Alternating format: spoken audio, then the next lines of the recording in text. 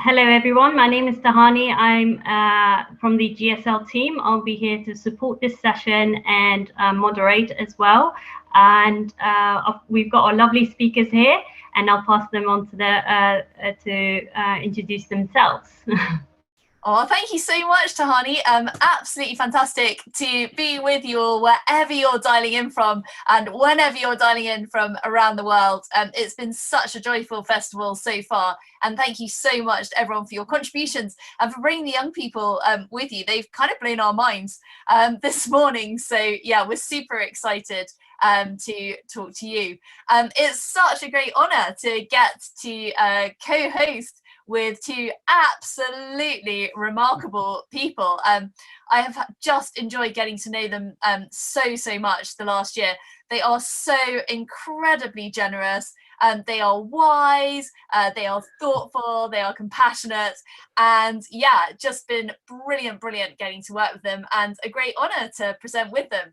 So first of all, I would like to introduce Matt Lee, who is kind of from the Human Flourishing Program at Harvard University. Now, Matt is the Director of Empirical Research there, but what I think is much cooler is that his nickname is the Professor of Love, because that is his real passion, the role of love in life and flourishing and in leadership. And yeah, just amazing work in this area, really pushing the idea of healthy, mature love forwards, which is such a gift for the world. And the Human Flourishing Program at Harvard University, look it up. They are doing incredible work, and I love every interaction that I have with them. It gives me such optimism for the future. Jim Ritchie Dunham, also an academic heavyweight. Both obviously have their doctorates, but both have done really extraordinary research. And do connect with Jim on LinkedIn, and definitely read his book, Eco-Synomics. It absolutely changed the way that I think about things. So we want to go from a science of scarcity, an approach of scarcity, to one of abundance. And we want to be creating sacred spaces in which we can co-host with one another. And this is just some of Jim's work. He's doing remarkable work in South America. So do look him up. He's really improving flourishing globally, and is deeply embedded of this idea of leadership that enables flourishing across communities, across societies, and indeed across the world. So yeah, a massive privilege to work with both of these wonderful people. And yeah, please do connect with them, look them up, read their work, read their books. You definitely will be pleased that you have done so. Over to you, Jim. Thank you so much, Katie. It's a pleasure to work with you and all the amazing work that you're doing through the Oxford Character Project, through the Global Social Leaders, as well as at the school. Amazing work. Look forward to learning a lot more in these brief minutes. The question that we're bringing to everybody, and it's a question we're working with for ourselves and in our work, is what does it mean to lead to a future you love? He said, what is the thing that I love? And what is it that I give my attention to? And we start with this question to sort of motivate us in this. As leaders at any level, whether it's my marriage, my family, my friends, my church, my sports team, my work teams, whatever level of leading what we do, what is it that we're saying yes to? For the love of what future do I choose to give my will?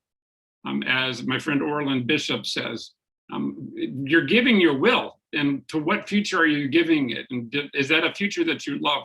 So this big question that we're asking is, what is it that is your yes? What is it that you love? What future are you giving your intention to? And does it make a difference? So we want to look at with you, do you have a yes? Do you know what it is?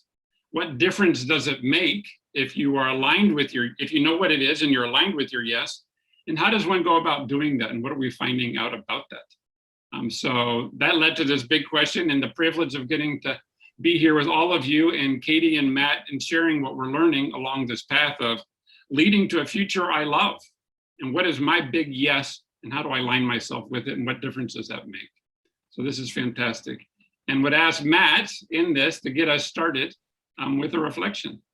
Well, thank you, Jim. And Jim and Katie, it's such a delight to co-host with you both on this most important of topics. It's been wonderful getting to know both of you, and you both have profoundly transformed how I think about leadership and how I understand leadership in my own personal life and in my broader work. So thanks to you both.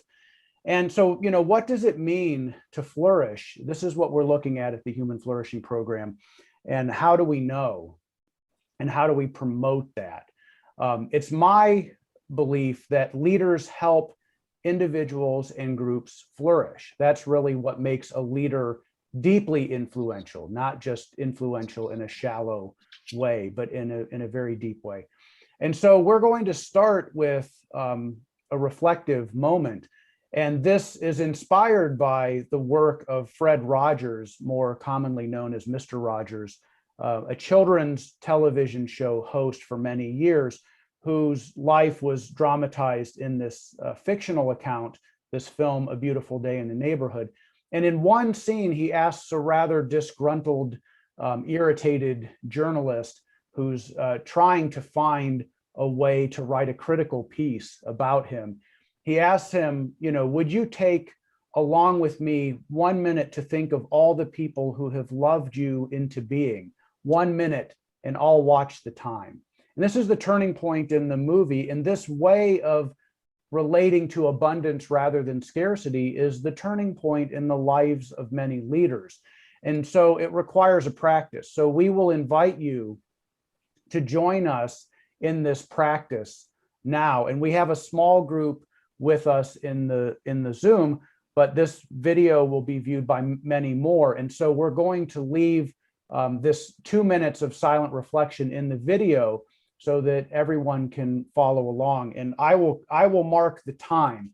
So let us take 2 minutes, and each of us, we can reflect on this question: who loved you into being, and what did they do? Who helped you to flourish, and what specifically did they do that helped you? And so let's reflect on this, and you can write some notes or silently reflect, whatever's comfortable. And we'll do this for 2 minutes.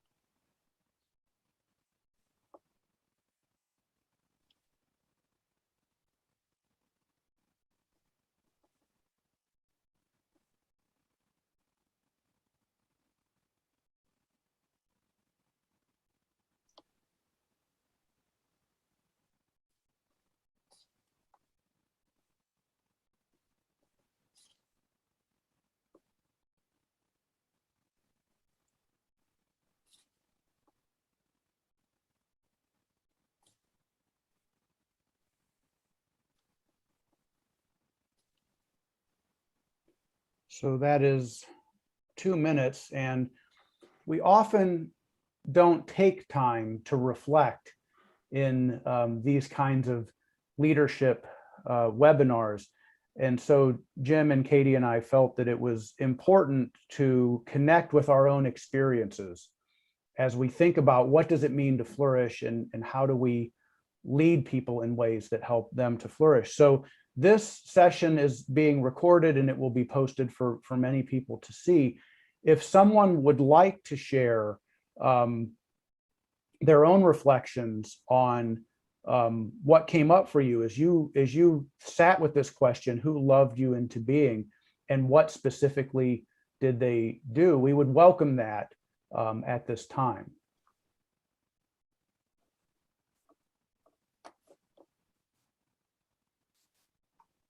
I think I see a hand. Gilda, are you interested in joining us? Yes.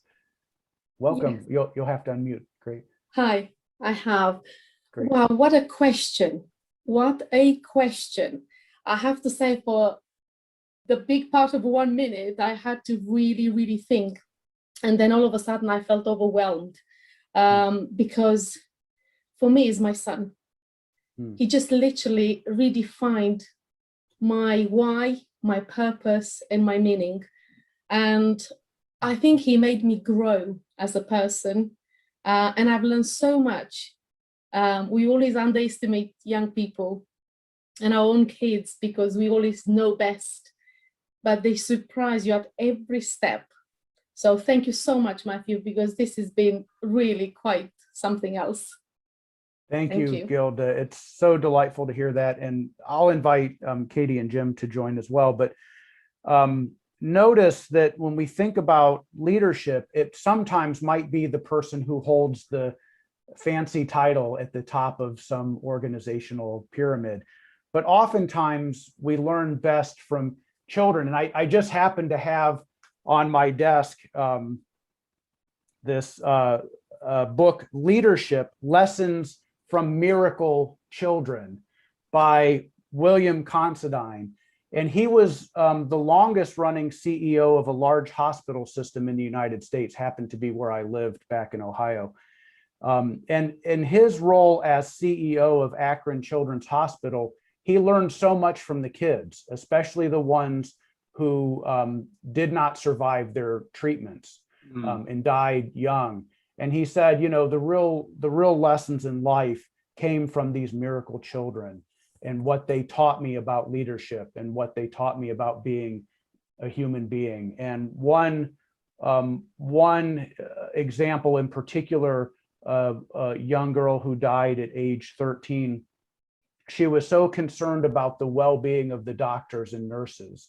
And they had an art class, and she spent her time making sun catchers to give to her doctors and nurses to keep their spirits up. And the phrase back in that era was about having a bad hair day. This was like a metaphor for being in a bad mood or something, or maybe your appearance wasn't quite right, and so it threw you off. And she said, look, I have no time for bad hair days. You know, every moment is precious. And William Considine, the CEO, took this lesson from this child, and it really informed how he led, not just his organization, but in his community. So it's really a marvelous lesson. Thank you, Gilda. Jim or Katie, would you want to offer anything? Oh, thank you so much, Matt. And Jim, what an extraordinary question. I just felt so much love when I thought about that, and it really made me appreciate how generous the people in my life have been and how I couldn't possibly do anything without them. And it just really, really informed to me how much people and community really, really matter, and how much love you can get from them. And it doesn't matter at all who they are. Like you said, their role doesn't matter, their age doesn't matter, their background doesn't matter, their level of education doesn't matter at all. It's their ability to give you this love, to lift you up, to see the best in you, and to believe in you, to value you, is what really, really makes the difference in life. And that was such a lovely reminder that that's definitely the most important thing any of us can do, is just see the very, very best in people and lift them up as much as we possibly can. So yeah, recognize their infinite worth, not just their dignity, but their infinite worth. Wonderful. I see that Jess has a hand up. Jess, welcome. Hello. I found that quite emotional as well, really. I wasn't expecting to, then all of a sudden it was just like, ooh. So I mean, obviously like family and friends and stuff, but I literally just got my first COVID vaccination. So I was sort of thinking about the NHS as well, and thinking about how, you know, everyone just like, you know, pays their tax and does things for their community without knowing exactly where it's going to go, but like the amount of love that's behind that as well. Sorry if you can hear sirens in the background, I'm on a really busy road. But yeah, just sort of thinking about what all of us owe to each other all the time, and how much we do things every single day without even thinking about it for people that we don't even know. And we all owe so much to each other that I just think that there's no point in trying to keep any track of it or try and pay any debts. And I think that's the kind of love as well, of just the stuff that just stops the chaos happening that we do every single day without thinking about it. So yeah, that's what I was thinking about.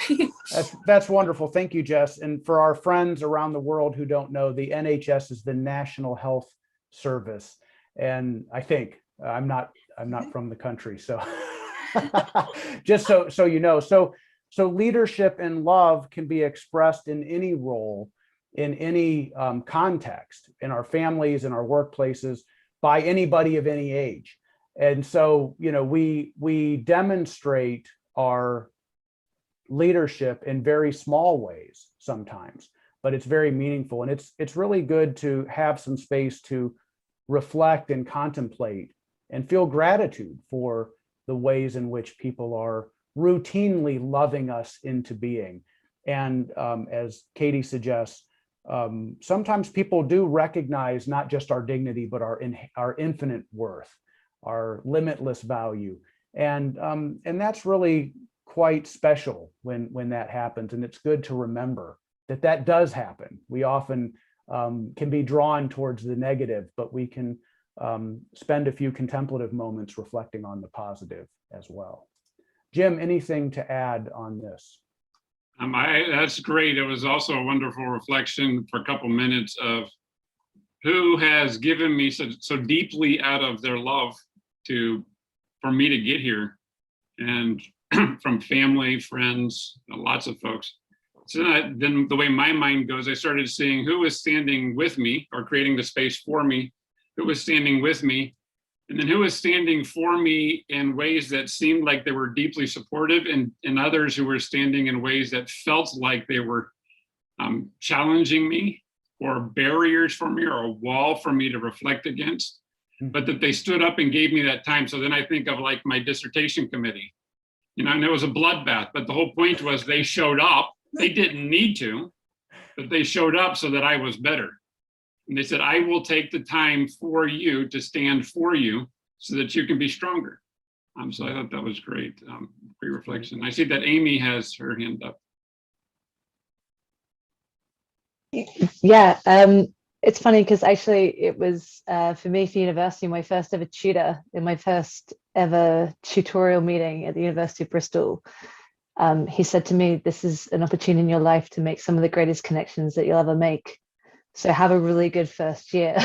And actually I am still best friends with the most incredible people that are literally like my additional family. And I wouldn't have got through been a long time since my first year of university, but I wouldn't have got through the last 2 decades without them. And it's also where I was lucky enough to meet my husband. So that one piece of advice of just go out and make real connection and really enjoy getting to meet this diverse group of people has really shaped the way that I approach my life now. And I'm forever grateful for that little kind of snippet of advice in life.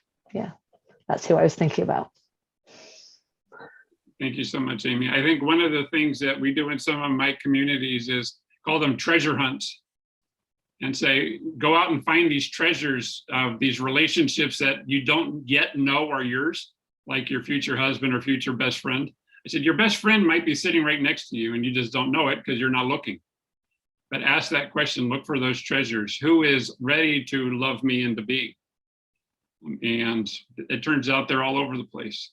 And I think maybe we'll use that. Anything else, Matt, or we move into the little No, I think that's a great start. So the whole point of this is that leadership is partly about contemplative practices so that we can notice these kinds of connections. And as Jim was suggesting, look at the abundance that's around us and start to look for the treasures and start to help other people find the treasures. So it's not just for us. We want to share the abundance, and we want everyone to connect with the abundant. There's plenty of abundance. And so it's helpful to have a contemplative practice to help us to feel that that's real. I love that, Matt. And to your earliest point is that, and I'm not asking you to spend 2 hours every day doing this. It was 2 minutes. And the stories that you already shared, and Gilda's and Jess's already, and look what happened, and that was 2 minutes, right? So if we can build this into our practice, I think this is just an amazing realization of what are all these treasures in my life. So what we wanted to do is spend a few minutes sharing with you from each of our different perspectives, and that was partly why we decided we wanted to do this together, because we come from different traditions, different disciplines. We're in different places and different kinds of organizations looking at these questions, and share briefly some of the findings we have of what we're seeing and showing that this is real. And what is the this and that it's real? So I'll start. And basically the main point that I'm finding in my research and in our practice, and what does that mean? So that's in all European Union and the UK, and a few countries in Africa now, and most of Latin America, Mexico, US, Canada. So these are findings that we're having in our field work, in our research across the globe. A very simple observation that I'll start with. It's whether you start the day or at any moment in any interaction with yourself, with other human beings, are you starting with a yes or a no? And to make it really basically this dichotomy, you're either starting with a yes or you're starting with a no. And then the question is, what does that yes or no lead to? And what we're finding through this research that I was talking about now in all those countries, 42 countries, as well as our survey research across 125, and you can see all that in my book, which I have a picture of here, Ecosonomics, or on our website, we have a lot of this described, is that when you start with a yes, you're saying yes to human creativity. You're saying yes to love. You're saying, yes, there is something I care deeply about in the future, past the future of right now, and I choose to give my intention to it. I choose to give my attention to it. It's something that I want to see happen, whether, like Gilda's example, this is with my child, or this is with my spouse or my friends, or it's the work that we're doing at GSL, but there's some future that we're saying yes to that deserves my attention. And I'm saying yes to human creativity in that space. I'm saying yes to those treasures. And the observation is that when we're not saying yes, we're saying no. And the question is why in the world would we do that? And there are a lot of reasons that we can start to unpack, a little bit of which we'll share here. But there are a lot of things that happen in human interactions in the way that we're organized as society that take us to the no. And so the question then is, are you consciously choosing your yes, or are you unconsciously accepting your no? And I'll finish that idea by saying, when you're not, our observation is that when you're not consciously in your yes, or when somebody in your group isn't consciously holding the space of the yes, there's a lot of no leaking in. And so the question isn't, can we be better if we're more generative? Can we be better organizations if we're more engaging? Would be nicer if we were more flourishing? Is rather to flip that and say, why in the world would we ever say no to flourishing? Why would we ever say no to human creativity? Why would we ever say no to the person who's loving me into being? But we do. And so we know through our surveys and a lot of groups that flourishing is low in many parts of the world, or many times in our lives. We all know this from our own experience. We know that a large percentage of the workforce is disengaged at work. And we position that as it'd be nice if we weren't. And I'd like to suggest that we're going to flip that and say, why in the world would we say no to the human creativity that's already in the room? We've already invited you here. You're already in love with that future with me. You're already bringing your creativity and passion, intention, attention. And then I start to shut that down. Second observation is when we say no, or sorry, when we say, I'll start with yes. When we say yes, even if we're not always completely aware of it, meaning I'm not always conscious that I'm doing that, but it's built into the practices. I have a Katie on my team, a Matt on my team, a Gilda, a Jess on my team, a Tahani, that helps us remember our yes. When what we're discovering in all these groups we're working with in our survey is whenever we're working out of yes, the results are always net positive. And what does that mean? We generate more value in the world for all of those participating than we extract. Right? So I don't have to compensate you, meaning balance you for all the pound of flesh or pound of heart that you gave out of doing something you didn't want to do today. You're better off because you participated. Everybody's better off because they participated. That's what net positive means. More value is generated than extracted. So even when we're unconscious in or subconscious as individuals in a group that says yes and is working with its group, our research finding is that the result is always net positive. Flip side, when you start with a no, when you accept a no to human creativity to love, what we've discovered is no matter how hard you work, the result is always net negative. So, and what does that mean? And that's a hard statement, but it is you are extracting more value out of all the participants in the system than you're generating. So the result for it, I'm actually, whenever we start with or accept a no, I'm always a bit worse off in my thinking, my feelings, my emotion, my desire to continue to be engaged, but I'm a little worse off to a lot worse off for having participated. So you're either starting with a yes or a no. Your yes or no to human creativity, to the love for that future, to which you're giving your will individually and as a group. If you start with a yes, it always leads to net positive, even if you're subconscious about it and not very good at it. The result is always generative. And if you accept that no, then the result is net negative, no matter how hard you try to engage people, because you're still coming from a no.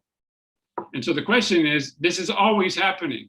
We're finding thousands of groups in hundreds plus countries of people who live from this all day long. That you can live from a yes all the time. And what you can do is, even if I as an individual forget in moments, because I haven't done my contemplation today, our processes and structures as a group support us in remembering that. So I have an agreement with Katie or Matt or Tahani that when I start to fall asleep and don't remember my agreement to yes, it is not nice for you to do. I'm not asking you, please do. It is your responsibility to help me remember my yes. And that's why we're doing this as a group. And so what we found is 1,000+ groups that live like this all the time. Everybody knows that they do. Everybody in their community, in their geography, in their industry know that they do. And what we found is they describe them as, well, they're kind of weird. And I said, well, why do you think they're weird? He said, well, because they get these amazing results and I don't really understand how they do it. And and they're lucky. And they said, well, what does lucky mean? He said, well, they get great results doing that weird stuff. I said, well, how long have they been doing this? Like 20 years. I said, so 20 years of sustainably doing something is called sustainable, regenerative, not lucky and not weird. It just means when you look from no, it's very hard to understand what yes looks like. But when you start to look from yes, then all of a sudden, all of these stories that come out, all these treasures start to make a bunch more sense. So what are the practices for this that we're finding? So this isn't what I think they should be because I'm some researcher philosopher. What we're doing in our work is going out in the field in all of these countries through the survey research and the field work is to find out what these groups who say yes all the time are doing. One of the first things that we find is that they see their yes. They can ask questions like we just started with, who's loved you into being? What was that like? What is your yes? Do you know what you really care about? What is your purpose? What is your group's deeper shared purpose? What is it that's actually motivating you to do what you do? What gets your creativity, your love, your intention? So can you see it and can you choose it? So that's a big question for you is, do you know what your yes is? We can call that a vocation, an avocation, a pull, a purpose in life. There's all kinds, philosophers across all cultures have always asked this question. But for us, it's can you see your yes and can you choose it? Second thing that we're finding that people do is something about living your yes with, and we call it the big yes scorecard. What does your yes look like? What does it look like in your different roles and your different relationships? And what does it look like to say yes? And then how well are you doing at that?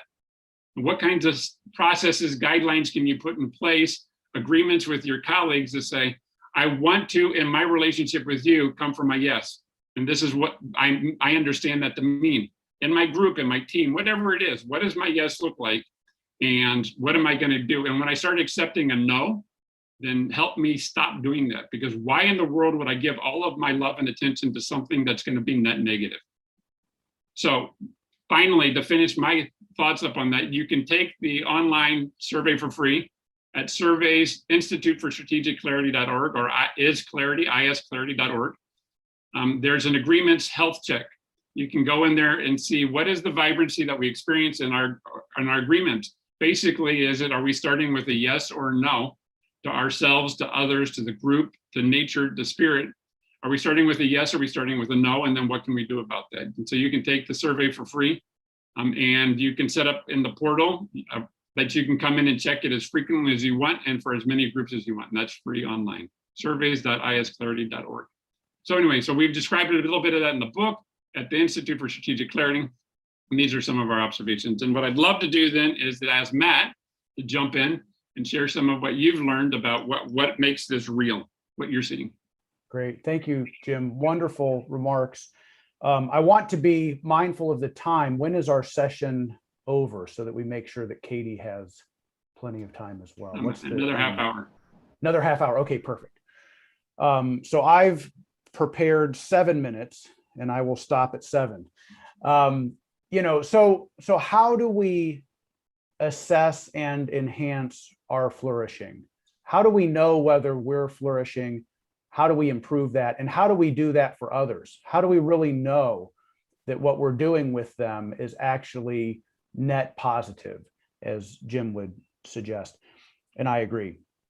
Well, leadership, we have suggested, is about the promotion of flourishing and is therefore an act of love. This might seem strange at first, but in fact, there's a long history of love and related concepts playing an integral role in leadership in a variety of contexts, including, you might be surprised to hear, the military. So, for example, a US Air Force leadership manual written in 1948 repeatedly used the word love as well as kindness and compassion in conveying the importance of demonstrating to troops that a leader is, quote, vitally concerned with their welfare, end quote. The contemporary version of the Air Force Leadership Manual has excised words such as love, opting instead for the language of strategic or tactical leadership, and thereby reducing the possibility that leaders will create a container that's capable of nurturing the kinds of outcomes that are necessary for full flourishing. To take another example, leaders in the Oakland public schools recognized that love was the foundation of flourishing, as well as overcoming racial disparities in academic achievement and use of disciplinary measures, inequitable use of disciplinary measures.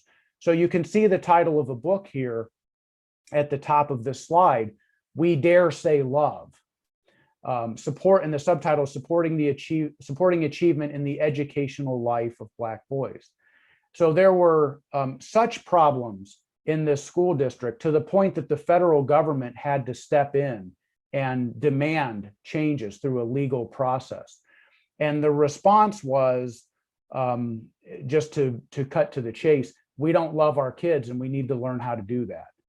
And they brought in people from the community who were not credentialed through the educational credentialing process, but they knew how to listen and they knew how to love. And that made a remarkable difference. So I would submit that the Air Force once understood this, the Oakland Public School District rediscovered it. And it's a lesson that you see either being learned and practiced or not everywhere in the world right now. So we can start to measure outcomes in terms of whether people are truly flourishing. If you would like some examples of measures, I can put in the chat box a link to download for free without cost. It's an open access volume. Our Measuring Well-Being book, recently published by Oxford. So there's the link. And you're welcome to peruse this interdisciplinary conversation involving social scientists, philosophers, theologians, and a number of specific measures, including a measure that I helped to co-develop on inner peace. And we often neglect the experience of inner peace as a manifestation of flourishing. But if we're truly flourishing, we're not just racing from one project to another in a very disorganized way that causes physical and emotional problems for ourselves and others. So we need to find some balance.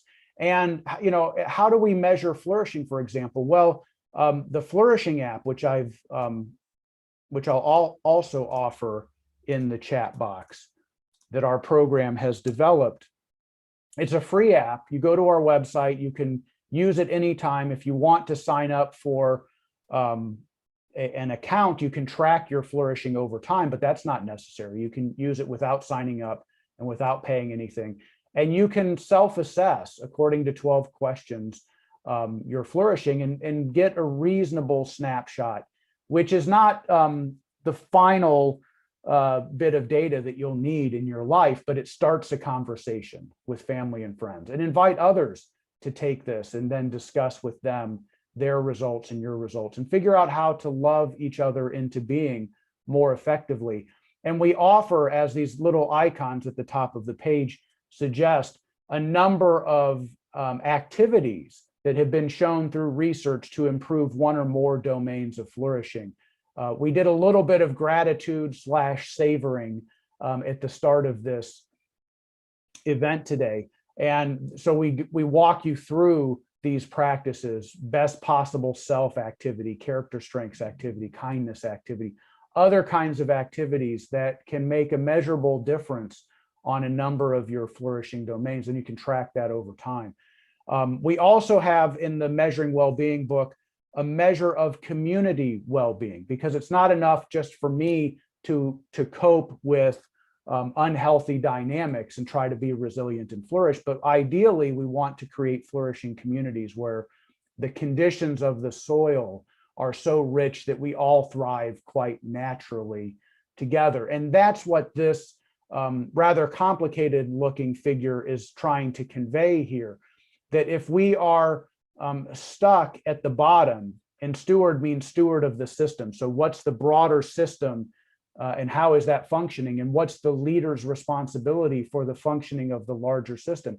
If we're stuck at the bottom, reproducing trauma and exclusion, even as we try to respond to specific crises, we're really reproducing an adversity economy, an economy that moves around resources, trying to respond reactively to crises, but never fully shifting that dynamic. And so stewards of the system must do more to expand the conditions at the top, which are rooted in dignity and inclusion, and foster certain vital conditions for all people that unlock the potential of everyone to live into their big yes. And when we do this, we leave the suffering spiral and we start to join the thriving spiral. And it's the leader's job to see this very clearly. How is the work of my group contributing to a suffering spiral or a thriving spiral?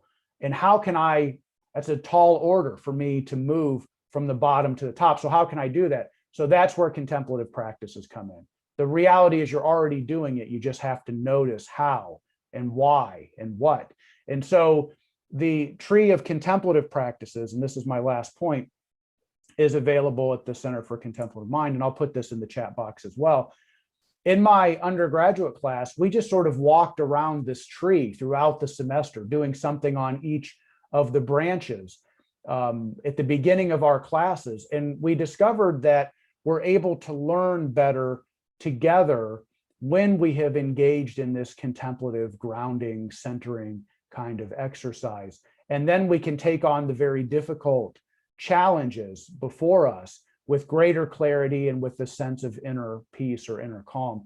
And I would direct people, a lot of these things are rather secular in orientation. There are specific religious traditions that offer practices as well. So I'm helping this group, Discovering Prayer, develop an assessment process of a particularly Christian contemplative practice that they're fostering online. And so there you can also engage, as a leader, you can engage people where they're at and offer them opportunities to practice in ways that are consistent with their own tradition, whatever it might be. All of this is about recognizing our responsibility to be a good steward of the system and help unlock the potential that allows everyone to live into their big yes. So I think Katie is up next. That's what I will offer at this point. Wow, thank you so much, Matt and Jim. Oh gosh, I don't know how to follow that, but I'm gonna give it a go. And yeah, thank you so much for your words. Words don't really have the right expression, but I know that everyone's been really moved by what you said.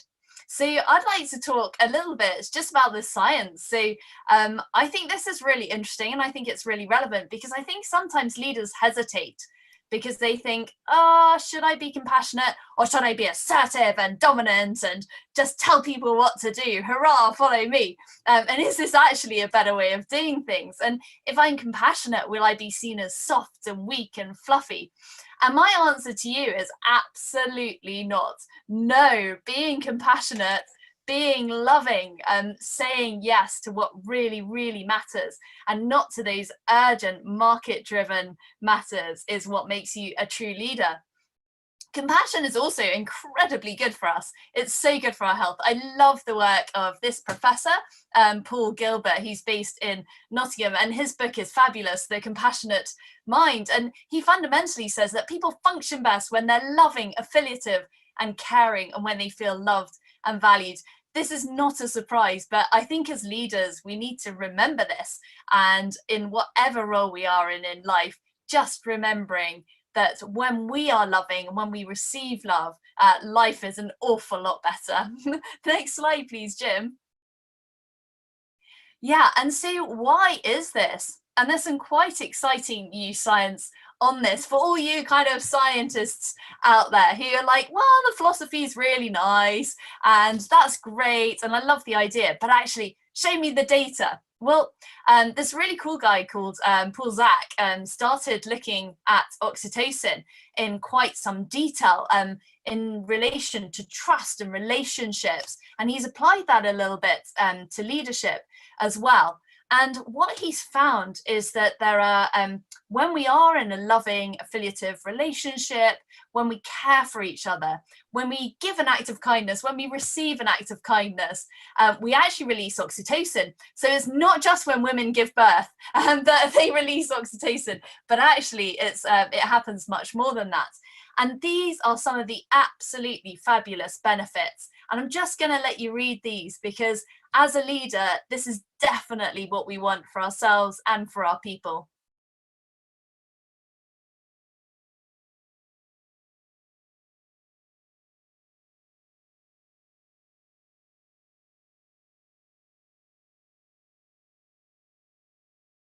Next slide, please, Jim. And this is another one of my favorite researchers in this area, Dacher Keltner, and he's at the Greater Good Science Center at the University of California, Berkeley. So do look him up and look up his work. And his fundamental philosophy now is that the normal interpretation of the survival of the fittest is totally wrong. And he came to this conclusion, particularly through his study of the vagus nerve. Now, the vagus nerve is the wandering nerve, and it starts up top of your neck, and it wanders through all your major organs. You can see it on the left-hand side. And the exciting thing that he found was that when we're compassionate, when we experience compassion, when we give compassion, the vagus nerve, the tone of it actually strengthens. And that has all sorts of extraordinary health benefits, which is just fabulous. Next slide, please, Jim. So his conclusion is it's not the survival of the fittest. That's so outdated, but it's the survival of the kindest. Next slide, please, Jim. And here are just some of the references, so that if you're watching this back, you can press pause and go and look this up and find out more about the science if that's what works for you. I'm sure that you can absolutely see that it makes sense. It's totally common sense. But actually, I love the fact that biology and neuroscience and psychology is all coming together to really, really support the idea that love matters. Love is the most important thing in leadership and indeed in life. Thank you so much. So let's have a look at some practices. We've got loads and loads and loads of practices in a book that I was really fortunate to write with the wonderful Emmy Bidston, who I think is in the Zoom room right now. And we put loads of practices in there because we're both teachers and we wanted things to be practical and for you to try them out. And one practice we'd love to offer for you to show that you love someone is to listen, and to listen with your full attention and with the intention to understand fully as well. And we saw that actually on Matt's beautiful tree. So we just request that while you listen to someone, aim to see the world as they see it. Can you get into, you know, that classic metaphor? Can you get into their shoes? Can you be fully open to them? And most importantly, while you're listening to them, are you listening with the intention to celebrate their infinite worth as human beings? Thank you so much. That's fantastic, Katie. Thank you so much. And Matt, we have 12 minutes left, but a couple minutes maybe for this reflection. Sure. So I think getting back into the experience of our big yes is really helpful, and doing this regularly. So this is a question you can reflect on every day, and it can be a reminder of when you have been fully alive and what's happening there. We often have these experiences, then we forget about them, and then 40 years later say, oh yes, that was a marvelous experience. But regularly calling this into our memory is really important. And leadership is, as we've said, best when it's contemplative. So we'll now give you a moment to recall a memory and savor it as both a cognitive and an emotional experience. So notice how you felt. So this is the question, and this is Alex Honnold from the documentary Free Solo. He climbs tall mountains without ropes. This is not a peak experience for me, but this is him being fully alive. This is his big yes, and he's figured out how to do it skillfully. So you can reflect on a high point in your own life, a peak experience in which you felt truly alive, perhaps something you feel you were born to do. So again, we'll take maybe just a minute this time and reflect on this. What is this memory, and what did it feel like, and what was happening there?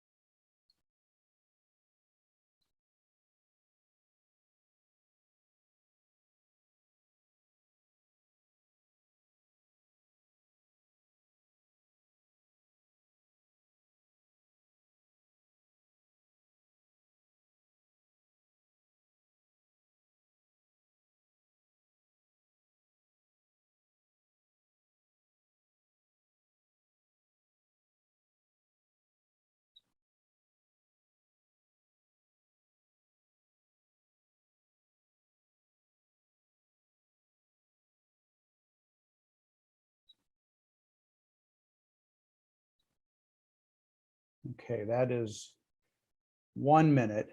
And so as Jim was pointing out, these practices don't take a lot of time and they don't take any money at all. But it's helpful for us to reconnect with those moments when we really felt truly alive. So a couple of questions before we invite someone to share. Does this kind of experience happen when you are leading, when you see yourself as in the role of a leader? And then does it happen for those that we are leading? When do we notice that we're fully alive?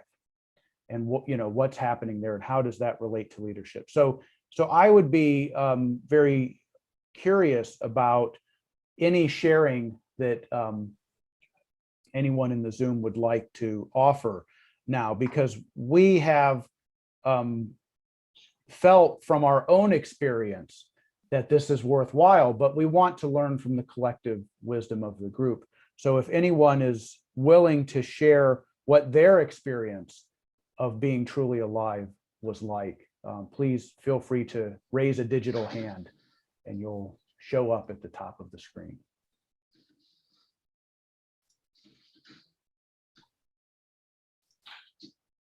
Jonathan, welcome. Thank you. Hi, Matthew. Thank you very much for a wonderful session and great questions sort of jumped out at me. The thing that comes to my mind when you ask that question, and I think that's what's the interesting bit, was a long time ago, but I looked after a guy who had MS, who was sort of age around sort of 40. So like this year I'm turning sort of 40, but we hung out in Lourdes and I looked after him for a week. But particular night, it's like the last night, and he wanted to go out for some drinks and have some beers. And I was like, oh, is that good for your medication, kind of thing? And he was like, well, I've spoken to my doctor. My doctor said, am I going to get better if I don't drink? And he was like, no. He's like, all right, well, can I have a few beers then on the odd occasion? And he was like, yes, actually, no, good question, and I agree and I support. So during that week, there was just a few occasions where I suppose I felt alive, I put the world to rights, and he almost made me think about the value of life. And I suppose I was almost meant to be looking after him, being of service to him, but I felt that I found out, what was valuable in life, and I got so much from just life experience of talking to him and hearing his life and what he'd done and what he achieved and what his views were. So a bit of a random one, but it was just, when you asked that question about high point, randomly it was having a beer with him in Lourdes was probably a high point in life. Probably something around that kind of, how do you create opportunities for people? And that's probably what inspires me a bit around the work we do, is almost how do we support young people to have access to good opportunities, like, and life-changing opportunities. That's a wonderful example, and I'm just smiling quite a lot about this. What comes up for me in terms of two connections to leadership. One is that leadership is a capacity that's present in a group. It's not vested in one person, and the leader's job is to unlock this capacity. And so your willingness to listen, going back to Katie's exercise, your willingness to listen to what was needed in that moment, and to empower your group. It was a group of two, but to notice and listen and empower your group of two to do what is needed in that moment was a great unlocking of the leadership potential, so that you were learning, and the leader always learns. Bill Considine learned from these young kids. The leader unlocks the possibility that everyone can lead, and then we're all learning together, and that's moving us closer to something that's net positive, and not just something that the leader is directing that other people are going along with. We're starting to clarify what is the big yes in this moment, and I think you discovered the big yes in that moment and lived into it. So your flexibility was really important, and again the listening that you did, such a wonderful example. So I'll leave it at that. Jim or Katie.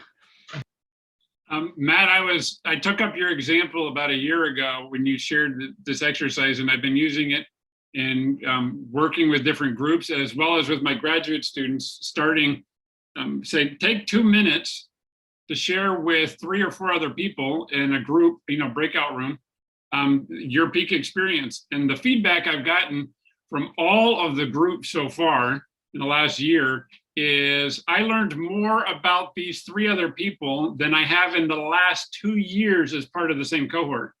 So we spent a lot of time together, and I learned more about you and connected with you more in the last 2 minutes than I did in any of the other things. So to me, to your point and to Katie's exercises, is when we can shine with our full love, with our beingness, people are going, I didn't know that about you. And it's not a surprise, but I can connect with you far more because you took the vulnerability to share something that is your big yes. So sharing our big yes is, I just learned more about you in 2 minutes than I did in 2 years. So anyway, that's fantastic. Was there a comment in the chat or? So Jim, just very briefly, so what are the processes and practices that we can use to reveal each other's big yes? And this is one of them, and it doesn't cost any money, and you don't have to hire a consultant. And it seems unrelated to leadership at first, but discovering each other's big yes is imperative for unlocking the leadership capacity that's present in the group. And so we can use these kinds of practices to radically transform the culture, because the culture is oriented, in a conventional way towards closing down this kind of we shouldn't know about each other's personal business or something. Somehow that's unprofessional. I've heard this before. And when we actually do this work, we find out that it helps teams become much more effective because they can draw upon an understanding of what this person's big yes might be. I love that. And I would sort of summarize that in the way that my friend Orland, who I quoted in the beginning, says, if you're not using your will towards your yes, somebody else is. So your will is always being used. And the question is, who's using it? And if it's your yes and you're aligned, then you're using it. If not, then somebody else is. And then that can be extractive, right? Then that's just why it's always a net negative, because it's not part of my yes, but I succumb or submit to it. Those are fantastic. So what the invitation to everyone is in the last 2 minutes is we've shared some practices that you can try. And we welcome you to go try them on your own. And also with the 3 of us, as well as each of our own organizations and the way we're coming together around Leadership for Flourishing, which Katie is also co-leading, is then share with us what you're learning. As Matt just said, it's really critical for us in our own practice as individuals, as groups, and our research to find out what you're learning. So please go try these practices for yourself. If you want to share them with us, we're very welcome to do that, either through our institutional links or the emails, which we put in this presentation also. We've shared some readings that you can go do to learn more. You can start with our books or our websites that we've also shared here. And I call those curiosity dives. Those are the places to start your dive into your curiosity, and would love for you also to share with us where that took you. He said, if you find other resources, like Katie shared the oxytocin, he said, I found this. He said, please share that stuff. More people looking is fantastic. And we also have the free surveys you can take to assess yourself, as Matt was just saying, what is our level? What is our level as a group? Is this where we want to be as individuals and as a group? And how are we doing? So that I can confirm and reaffirm my yes. And what am I giving my yes to? So that's fantastic. And Matt, Katie, any last things in the last minute? Thank you so much. Just a big yes to getting to work with both of you and to be able to collaborate on Global Social Leaders. So massive thank you to both of you and to all of our participants and the beautifully insightful and open contributions. Yes, just looking forward to further adventure and treasure hunting with you both and everyone else on involved. Wonderful. And thank you so much, Tahani, for supporting us in this process also.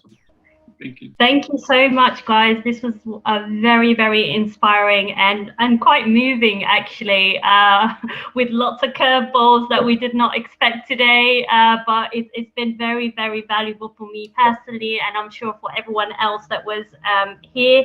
I would like to thank you all for your time and all the information that you've shared and all the resources that you've shared as well. It's absolutely beautiful, beautiful session. I think that especially that first practice with who loved you into being, that hit everyone, including myself, quite hard. One of the comments actually that I had that I didn't get a chance to say at the beginning regarding that who loved you into being, it's external, but one of the persons that came up when I was thinking about that was also myself.